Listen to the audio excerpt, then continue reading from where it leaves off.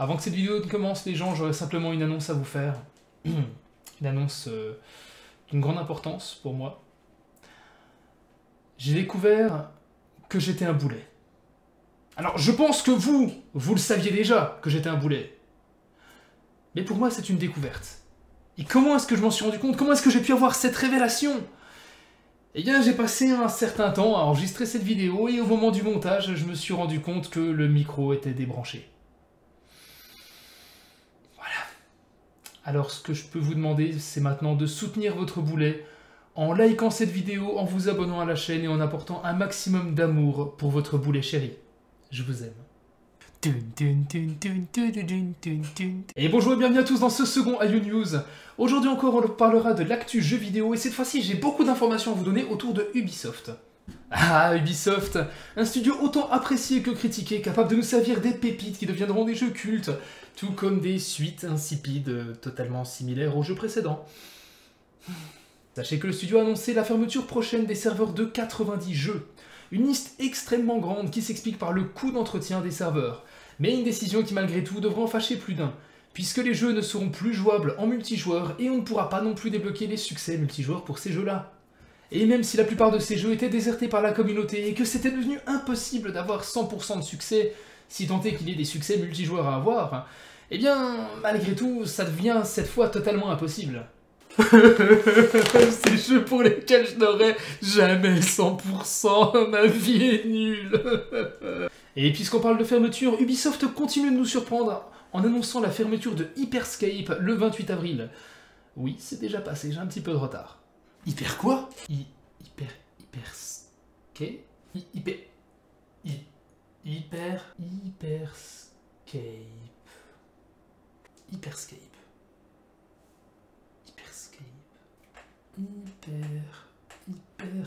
Hyper quoi, vous avez dit?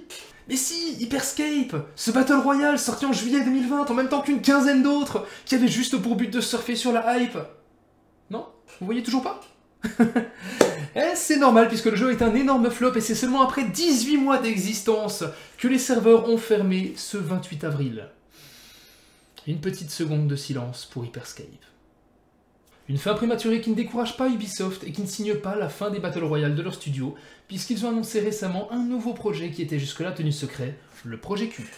Non, tu arrêtes, tu retires ton commentaire, je te vois dans les commentaires. C'est un projet Q. Il n'y a rien de sexuel, c'est un projet Q. Tu te calmes tout de suite. Le projet Q donc qui n'a pas encore de nom officiel et pour lequel on a très peu d'informations. On sait simplement que ce sera un Battle Royale à mi-chemin entre Fortnite et Overwatch. Un projet Q en Battle Royale, avec 100 joueurs. Est-ce qu'on peut appeler ça une orgie? À voir donc si Ubisoft a appris de ses erreurs avec la fin de Hyperscape et arrivera à nous proposer un superbe projet Q.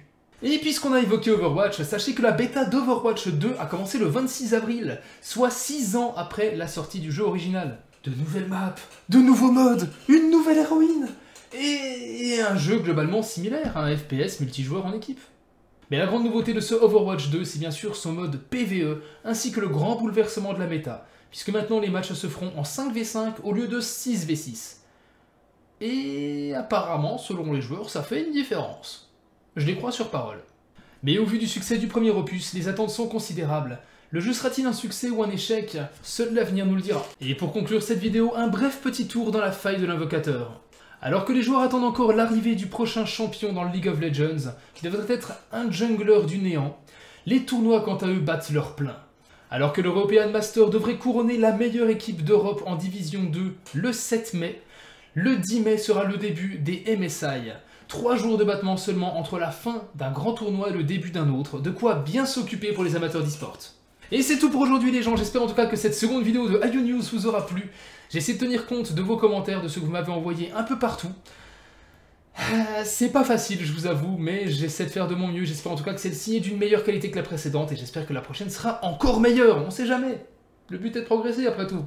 Dans tous les cas, je vous fais des bisous à tous les gens. On se retrouve bientôt sur Twitch et sur YouTube. Des bisous à tous!